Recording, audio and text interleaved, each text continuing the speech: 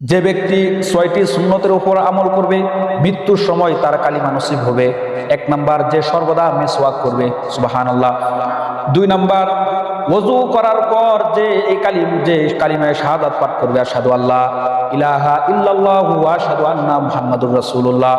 আল্লাহর হাবিব সাল্লাল্লাহু আলাইহি ওয়াসাল্লাম বলে যে প্রতিদিন ওযু করার পর এই কালিমায়ে শাহাদাত পাঠ করবে, আল্লাহু পাক রব্বুল আলামিন জান্নাতের 8টা দরজা আছে, 8টা দরজা তার জন্য খুলে দিবেন এবং সে যে কোনো দরজা দিয়ে জান্নাতে প্রবেশ করতে পারবে, সুবহানাল্লাহ। 3 নাম্বার, আজানের জবাব দেওয়া। মুয়াজ্জিন যেভাবে আজান দেয় আমরা সেভাবে আজান দিব। শুধু হাইয়া আলাস সালাহ হাইয়া আলাল ফালাহ বলার সময় আমরা বলবো লা হাওলা ওয়ালা কুওয়াতা ইল্লা বিল্লাহ। 4 নাম্বার, নামাজ পড়ার পর আমরা এই দোয়াটি করব।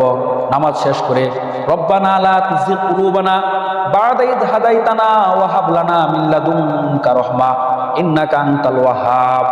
5 নাম্বার, আল্লাহ পাক রব্বুল আলামিন আমাদেরকে যে মুসলমান বানিয়েছে, এই মুসলমান হওয়ার কারণে আমরা আল্লাহ তাআলার কাছে শুকরিয়া আদায় করব। 6 নাম্বার, ভালো মানুষের সাথে উঠা বসা করা, সোহবতে সালেহ তুরা সালেহ কুনাত, সোহবতে তালেহ তুরা তালেহ কুনাত। এই 6টি সুন্নতের উপর যে ব্যক্তি আমল করবে আল্লাহ পাক রব্বুল আলামিন মৃত্যুর সময় তার কালিমা নসিব হবে। সবাই বলেন সুবহানাল্লাহ।